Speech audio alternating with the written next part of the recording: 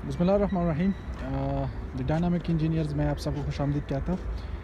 आज हम जिस टॉपिक पर बात करने वाले हैं वो बहुत ही इम्पोर्टेंट टॉपिक है, जिसको हम कहते हैं स्लैब।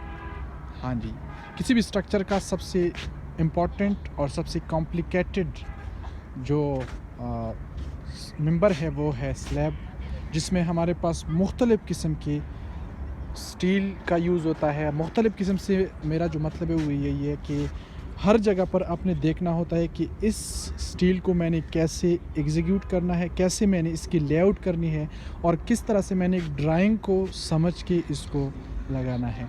अब हमारे साथ अक्सर ये होता है कि जब फ्रेश ग्रेजुएट्स हमारे साथ आ जाते हैं, फ्रेश इंजीनियर्स हमारे पास फील्ड में आ जाते हैं, तो ड्राइंग को ना समझने की वो जो गलती उनसे हो जाती है वो यहाँ पर इफ़ेक्ट कर जाता है और वो स्टील को सही तरह से लेआउट नहीं कर पाते।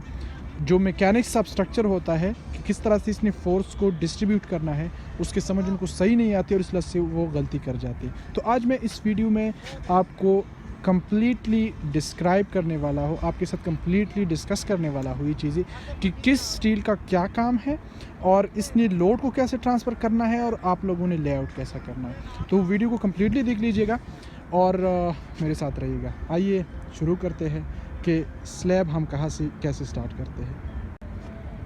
ओके, तो सबसे पहले जब हम लेआउट करते हैं तो हमारे पास बीम्स की जो रिइंफोर्समेंट है उसकी लेआउट होती है। ये आप देख सकते हैं एक कॉलम और एक कॉलम से स्ट्रेट ये एक बीम इस तरफ जा रहा है। अब बीम की लेआउट हमने किस तरह करनी है, बीम के डिफरेंट स्टील्स का हमारे पास फंक्शन क्या होता है और किस तरह से वो काम करता है, जो डिफरेंट किस्म की रिइंफोर्समेंट हम यूज़ करते हैं, कहाँ पर हमने बीम में लैब देनी है और कहाँ पर नहीं देनी, इसके लिए मेरी और वीडियोज़ है जो कि जिसका लिंक जो है वो मैं डिस्क्रिप्शन में देने वाला हूँ। वो आप देख सकते हैं कि उसमें किस तरह से इसका हम लेआउट करते हैं बीम का। मैं आज स्लैब के बारे में बात करूँगा। हाँ, तो बीम के अंदर सबसे पहले जो यहाँ पर ये एक जॉइंट है, तो जॉइंट पर आप इस तस्वीर में देख लीजिए कि हमारे पास किस तरह से इसका लेआउट हुआ है, ये आप देख लीजिए।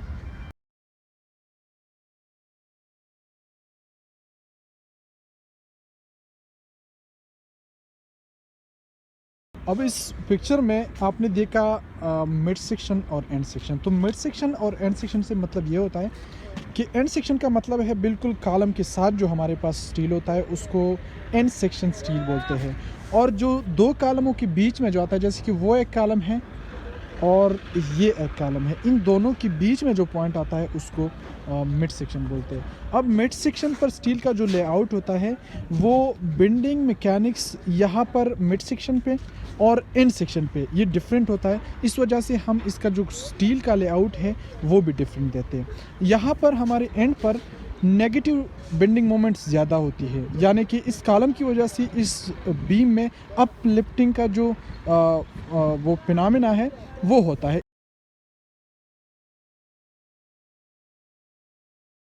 इस वजह से यहाँ पर हमारे पास जो स्टील है, अगर आप देख लें, ये टॉप पर हमने 1 2 3 4 5 स्टील दिए और अगर हम इसी को मिड पॉइंट पर देखें तो मिड पॉइंट ये हमारे पास ये है, इसका मिड पॉइंट है। यहाँ पर आप देख सकते हैं कि यहाँ पर हमने सिर्फ 2 स्टील दी है।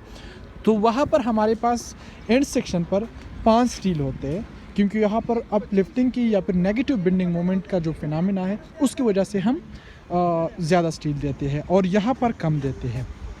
ओके, अब एंड सेक्शन में क्या होता है, बॉटम बार जो होते हैं, चूँकि यहाँ पर बॉटम में हमारे पास पॉजिटिव बेंडिंग मोमेंट बिल्कुल कम होता है और जो मिड सेक्शन है, मिड सेक्शन में पॉजिटिव बेंडिंग मोमेंट बहुत ज़्यादा होता है यहाँ पर। इस वजह से हम नॉर्मली ये करते हैं कि जो बॉटम के बार्स है वो मिड सेक्शन पर ज़्यादा देते हैं और जो एंड सेक्शन है वहाँ पर कम देते हैं। तो ये तो बीम की रिइंफोर्समेंट हो गई कि किस तरह से हम इसका लेआउट करते हैं। और इसके अलावा जो एक और चीज़ है वो है शेयर रिइंफोर्समेंट, जिसको हम रिंग्स बोलते हैं। अगर आप यहाँ पर देखिए एंड सेक्शन पर, तो यहाँ पर जो इनके बीच का डिफरेंस है, इन दोनों स्टिरप्स के बीच का जो डिस्टेंस है वो सिर्फ 4 इंच का है। और अगर आप इसी बीम में मिड सेक्शन पर देखें तो यहाँ पर ये जो इन दो स्टिरअप्स के बीच का जो डिस्टेंस है वो तकरीबन 6 इंच का है। तो इसकी भी एक वजह यही है कि हमारे पास जो एंड सेक्शन है वहाँ पर चूँकि सपोर्ट है और सपोर्ट के आसपास के एरिया में हमारे पास जो शेयर फोर्स होती है वो मैक्सिमम होती है। इसलिए शेयर फोर्स को रोकने के लिए हम यहाँ पर जो रीइंफोर्समेंट है उसके बीच का जो डिस्टेंस है उसको कम कर देते हैं, सेंटर टू सेंटर डिस्टेंस जिसको बोलते हैं वो कम रखते हैं। जबकि हमारे पास जो मिड सेक्शन है यहाँ पर शेयर फोर्स बिल्कुल कम होता है और जो बेंडिंग मोमेंट होता है वो मैक्सिमम होता है। इस वजह से यहाँ पर हम जो सेंटर टू सेंटर डिस्टेंस है उसको ज़्यादा कर देते हैं। तो ये हो गए हमारे पास बीम की जो रीइंफोर्समेंट है वो। अब मैं जाता हूँ स्लैब की तरफ कि स्लैब में कौन सा स्टील कहाँ पर यूज़ होता है और क्यों यूज़ होता है।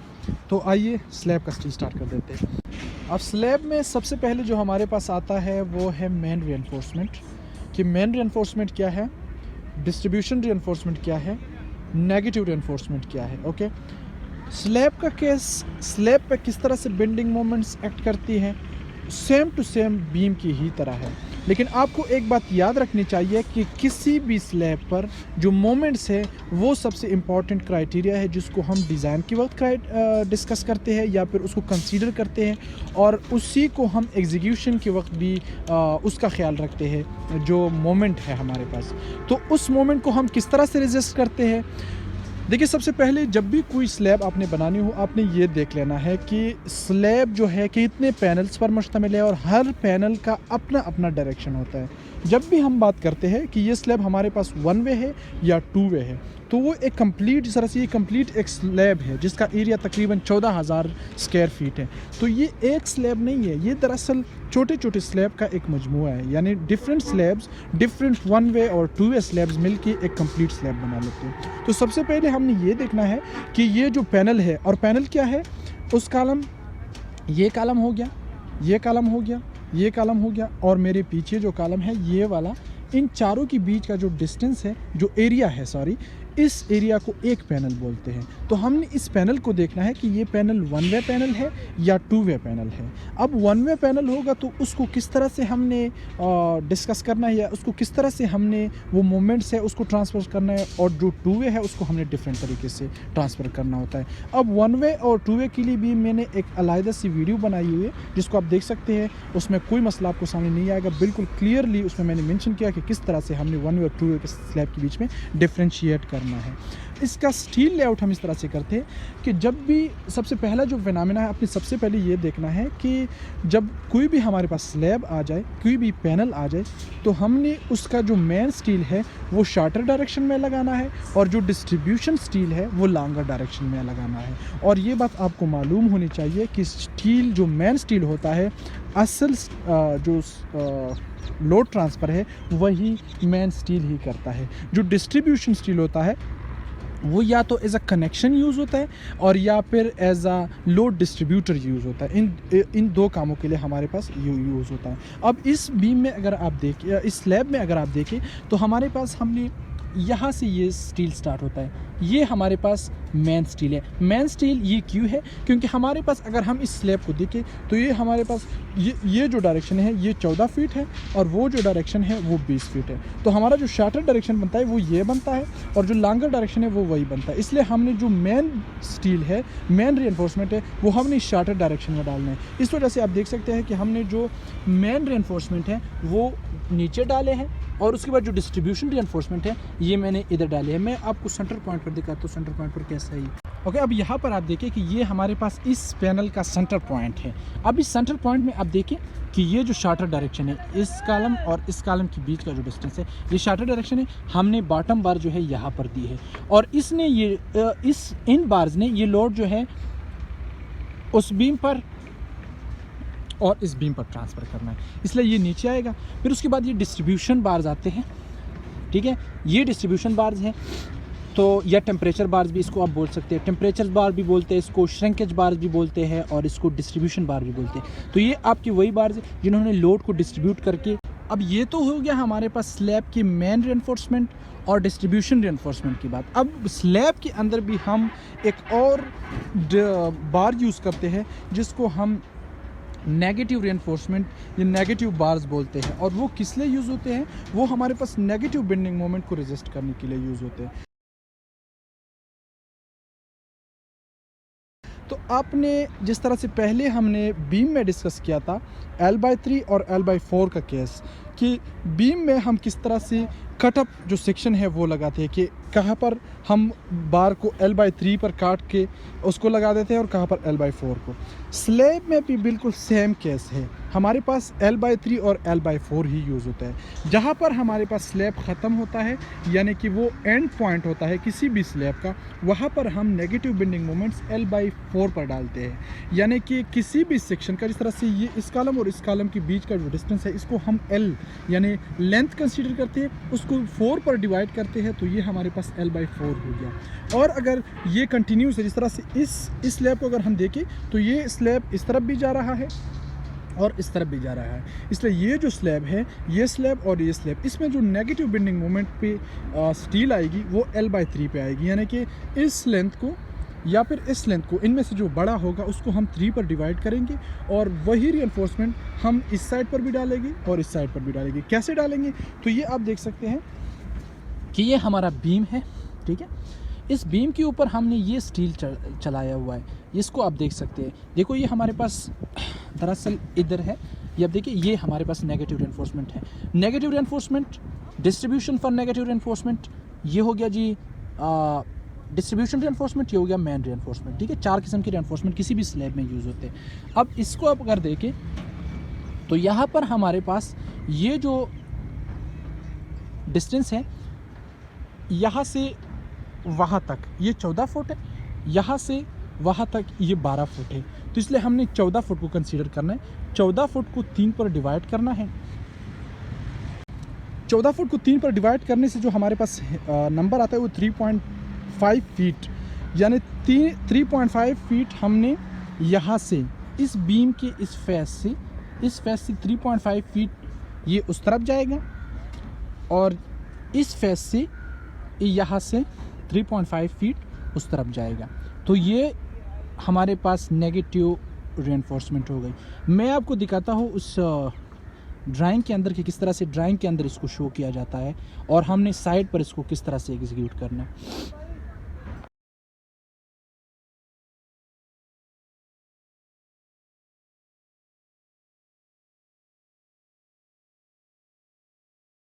ओके, अब ये जो एंड है ना, ये इस स्लैब का एंड सेक्शन है, ठीक है। अब यहाँ पर जो हमारे पास स्लैब का नेगेटिव रेनफोर्समेंट आएगा वो L/4 होगा, और L/4 का मतलब ये है कि इस कॉलम और उस कॉलम के बीच का जो डिस्टेंस है उसको हम L कंसीडर करेंगे, उसको 4 पर डिवाइड करेंगे और वही स्टील हम यहाँ पर लगाएंगे। जिस तरह से आप इसको देख सकते हैं कि ये जो बार है, जो कि हुक बन गया है जिसका ये, ओके, इस पर मैं किसी और टाइम बात करूँगा कि इस डेवलपमेंट लेंथ या फिर इसको हुक है, इसको डेवलपमेंट लेंथ कैसे बोलते हैं, ये किस तरह से देते हैं। ओके, तो ये हमारे पास यहाँ का रिइंफोर्समेंट है जो L/4 पर हमने दिया है। ये टोटल जो है 20 फीट डिस्टेंस है उस कॉलम से इस कॉलम तक, उसको हमने 4 पर डिवाइड किया है। तो ये जो यहाँ से यहाँ इस पॉइंट से उस पॉइंट तक का जो डिस्टेंस है वो 5 फुट है। तो 5 फुट जो है हमने इसका L/4 का नेगेटिव बेंडिंग मोमेंट वाला रिइंफोर्समेंट दिया है।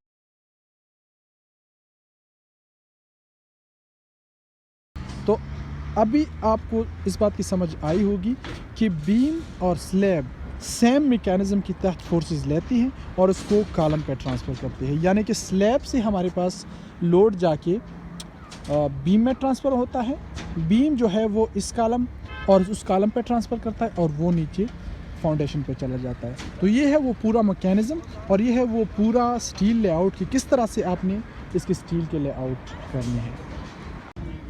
अब ये जो है इसी स्लैब का जो शेड है, ये शेड हमारे पास आ रहा है और शेड के बारे में ये है कि शेड हमारे पास 1 वे स्लैब होता है दरअसल।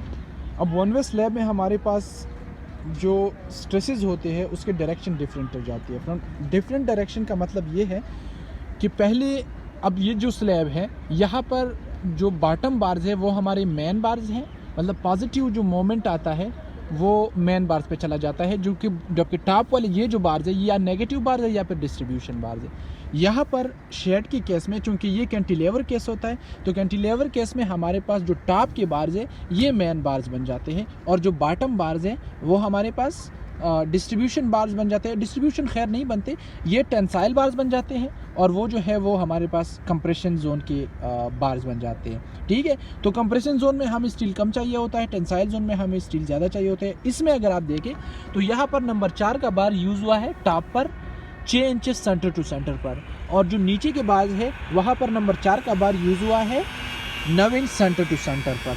ठीक है, तो ये हमारे पास इस जो स्लैब है इसका शेड का एरिया है। और ये फिर जितनी भी मैंने एक्सप्लेनेशन की है, इस पूरे स्लैब की मैंने एक्सप्लेनेशन किया है आपको कि कौन सा बार कहाँ पर यूज़ होता है और इसकी फ़ंक्शन क्या होती है। तो अब अगर आपके जहन में कोई क्वेश्चन है तो बेशक आप पूछ सकते हैं, और मैं उसको आंसर करने की कोशिश करूँगा। Thank you very much.